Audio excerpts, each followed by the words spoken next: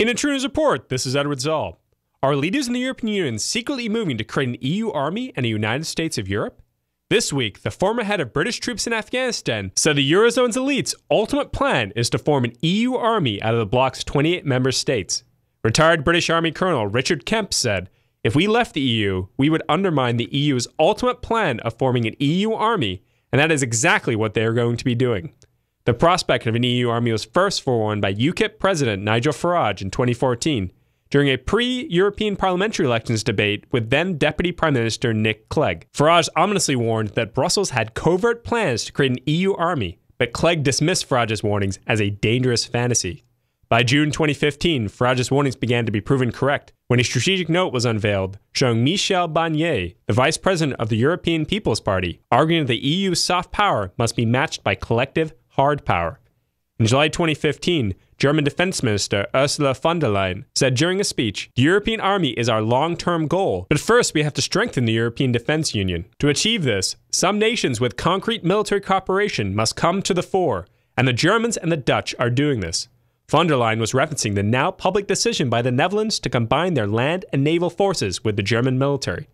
Von der Leyen also said that she was convinced about the goal of a combined military force, just as she was convinced that perhaps not my children, but then my grandchildren will experience a United States of Europe. Also in July 2015, Dr. Norbert Röttgen, the head of Germany's Committee on Foreign Affairs, described an EU army as a vision whose time has come. In August 2015, European Commission President Jean-Claude Juncker called for the EU to establish an international force.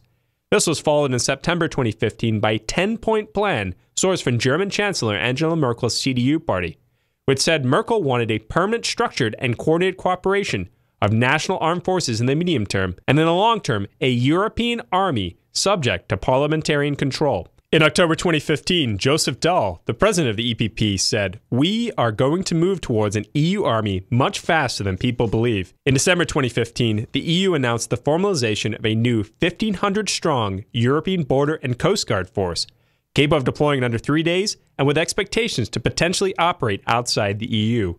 Fast forward to April 22, 2016, Britain's Defense Secretary Michael Fallon described the newly formed Combined Joint Expeditionary Force, which is a 5,000-strong, rapid deployment joint English-French combat brigade designed specifically to respond to both humanitarian crises and conventional conflicts. Fallon said a new chapter had opened that would take cooperation between the two nations to greater heights, adding, "This is no paper tiger. This is a force that from now on has the teeth, the means, the speed, and the agility to act." Fallon said it was now unlikely that Britain would ever go into conflict on its own again. Former UK Defense Secretary Sir Malcolm Rifkin called for Fallon to resign for supporting further integration with Brussels, saying Fallon and his pro-EU cohorts in the Ministry of Defense, the same people who are denying troops the right to campaign in the referendum, deny an EU army is being developed. On April 24, 2016, the Sunday Times reported that European ministers had already secretly explicitly laid out their intentions to create a United States of Europe during a September 2015 meeting. At the meeting, a document was signed by EU leaders, including British PM David Cameron and Germany's Angela Merkel, and is now being reviewed by members of the English Parliament. Chris Grayling, the leader of the UK House of Commons, said after reading the document, "This shows there are now serious plans for a political union where those countries in the Eurozone move towards having a single